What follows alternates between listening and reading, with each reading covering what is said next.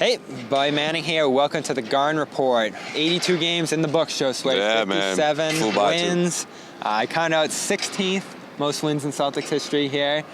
They probably feel like they could have won 60 with a few of those Magic losses, Thunder. Right. Yeah. But all the emphasis here today that they had a tremendous season of consistency, growth under Joe Mazzulla, and ending the year over the last 16 games, number one in offense, number one in defense. You can't beat that.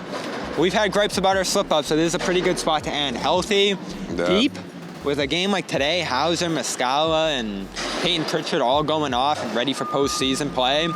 And all those things came up with Brad Stevens, who spoke pregame, said he wanted to talk before the playoffs because all the focus he wants is on the players, the team, and the coaches once the playoffs begin. So we got to talk a little bit about Jalen, as well as Robert Williams, but you asked him about Joe Mazzulla. Yeah. He talked quite a bit about Joe's first season, said, as we've heard him say throughout parts of this season, it's easy to nitpick Joe, but he did a great job. Yeah, and I'm glad Brad did that because no one asked him to, right? I mean, this was up to him. He just wanted to speak to the media, or address the media rather, and I thought it was a great time, to recap the season, recap Joe Mazzulla's first year, and coming from someone that obviously has been in that situation before, but had never quite been in that situation in the sense that it was his first year and the Celtics had championship aspirations. I think Brad thought it was necessary, just to sort of give a stamp of approval, but also of reminding people that this transition wasn't easy. And Joe Mazzulla, it fit seamlessly, right? CLNS Media's Celtics coverage is brought to you by FanDuel. Sign up at FanDuel.com/Boston and make every moment more on America's #1 sportsbook.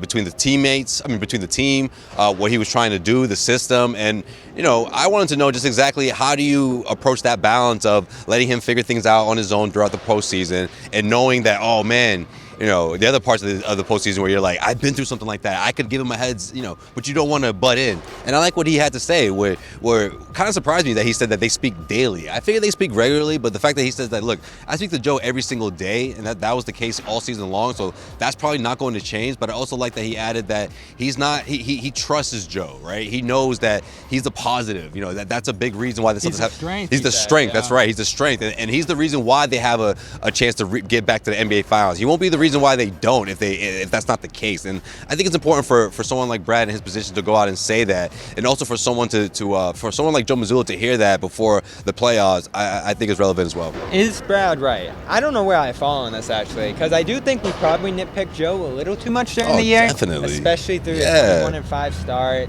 2 seed.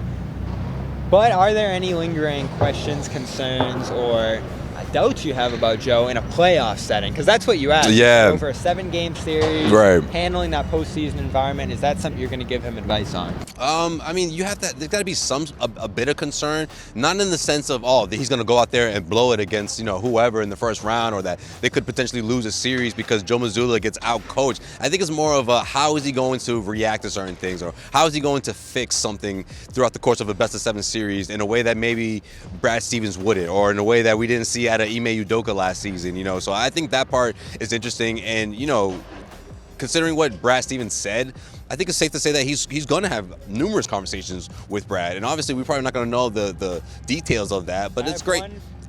It's great to know that Brad has been doing that already, so nothing's going to change, and it's not going to get drastic, and it's not going to be something where like, oh, the sky's falling, Joe, you have to do this, because they've been doing this all season long. I have one question left, and maybe it's 2, but the one big one is how you handle that guard backcourt into the postseason. We've talked about it all year. Yeah, Derek White, Marcus Smart, Brogdon. How do you allocate their minutes? Who plays in crunch time?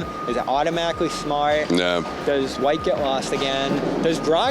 Does it feel like Brogdon needs a bigger role in the playoffs? I think we've looked at him and said all year, all right, great, play 20, 25 minutes, stay healthy, don't do much, and be ready for the playoffs. Well, now it's go time. He's killing it. Every game he played before this last couple of rounds of rest, he was scoring 20+, as well as making great plays in the lane. So you need him out there. Yeah. We've said over and over again this year, you need White out there. So where's that leave Smart, who's dealing with a neck thing now, I guess. All year he's been dealing with the ankle, the thigh. that's my biggest question, and I guess to a lesser degree, Grant, who's also struggling a little bit going into the playoffs. But this one's more important, right? I mean, I think if you ask me now, out of the three, I think Smart's the odd guy, on the outside looking in. If you consider what Derek White's been doing, what Malcolm Brogdon's been doing, but that doesn't mean he's going to drop down to playing 18, 17 minutes a night. He'll keep it even. I think. I think guys like Malcolm Brogdon, Al Horford, I think you see their usage rate go up. Especially when you think about what they mean to the end of a game. If it's a really close matchup, down the stretch, and Marcus Smart just doesn't have it, and any more of that offensive firepower. But Marcus can change that, right? If Marcus comes out and has an incredible first-round matchup, or if he performs at a higher level at the end of games, that's sort of been his safe net, right? Having Marcus at the end of the game. So it would be interesting to see if Joe Mazzulla would be willing to take him out of that situation, but until he has a reason to do so, I think he sticks with that. But again, if Marcus goes out and really impresses you, and it's to a certain extent where you have to keep him in there, I think we'll see that. Otherwise, Brad, impressed by Robert Williams down the stretch, playing a couple of longer stretches of games. He feels good about where he's at in his recovery. Joe also talked quite a bit about using Rob more once the playoffs begin. He'll probably come off the bench, I would imagine. And he should anchor that second unit.